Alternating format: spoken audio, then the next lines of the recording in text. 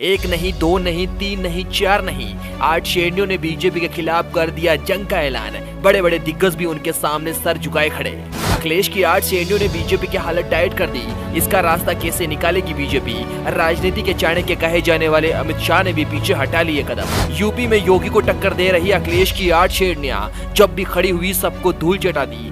ये तो बड़ी गजब की निकली। एक नहीं, दो नहीं, तीन नहीं, चार नहीं, 8 श्रेणियों ने बीजेपी की हालत खराब कर रखी है और अखिलेश यादव का कदम से कदम मिलाकर साथ भी दे रही है। योगी बाबा ने यूपी में इन 8 श्रेणियों के सामने जिनको भी खड़ा किया है सबको डर सता रहा है, क्योंकि अखिलेश की 8 श्रेणियों ने खुल्लम खुल्ला ऐलान कर दिया है और सबके सामने बोलने से भी नहीं कतराती है। लेकिन यूपी में योगी बाबा के जितने भी सदस्य खड़े हुए वो बोलने से इतना क्यों कतराते हैं, जबकि इनके साथ योगी बाबा खड़े हैं। लेकिन अखिलेश यादव ने अपनी इन 8 श्रेणियों को खुल्लम खुल्ला छूट दे रखी है। दोस्तों, ऐसी ही रोमांचक न्यूज को सुनने के लिए हमारे चैनल पर बने रहें और सब्सक्राइब जरूर कर दें। आगे हम इस वीडियो में बताएंगे कि अखिलेश यादव की 8 श्रेणियां कौन सी है जिसको सुनने के लिए और देखने के लिए सब तरस जाते हैं। लेकिन उससे पहले हम ये बात कर लेते हैं कि अखिलेश यादव ने बीजेपी को लेकर क्या कहा। दरअसल कन्नौज में आज हुई वोटिंग के दौरान भाजपा और समाजवादी पार्टी के कार्यकर्ताओं के बीच बहस हो गई, जिसमें समाजवादी पार्टी कार्यकर्ताओं को काफी चोटें भी आई। इसलिए अखिलेश यादव भी वहां पहुंच गए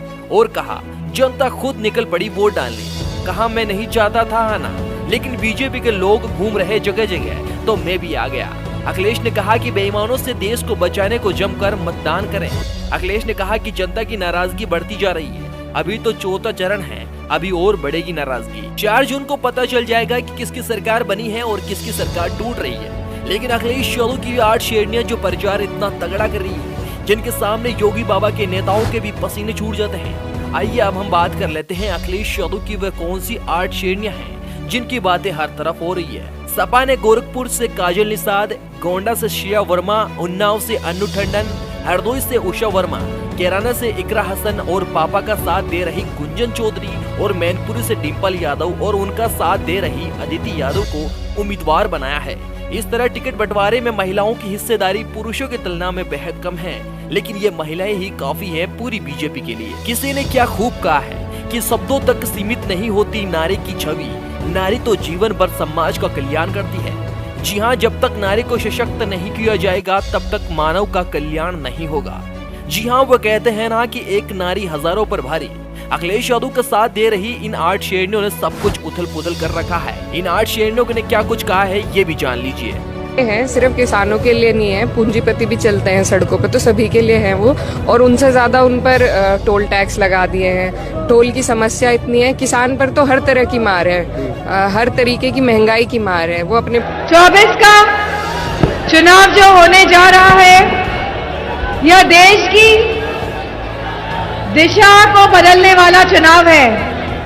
यह बदलाव का चुनाव है और यह परिवर्तन का चुनाव है। जो हालात आज पूरे देश में हैं, हम सब देख रहे हैं ये सरकार किस तरीके से काम कर रही है। समाज में हर वर्ग परेशान हो गया है। ये सरकार महिलाओं की नहीं सुनती है, किसानों की नहीं सुनती है, जवानों की नहीं सुनती है, युवाओं की नहीं सुनती है। और मुझे पता है कि इस पर हम जहाँ भी जा रहे हैं हम ये चीज देख रहे हैं कि इस बार का चुनाव जनता लड़ रही है।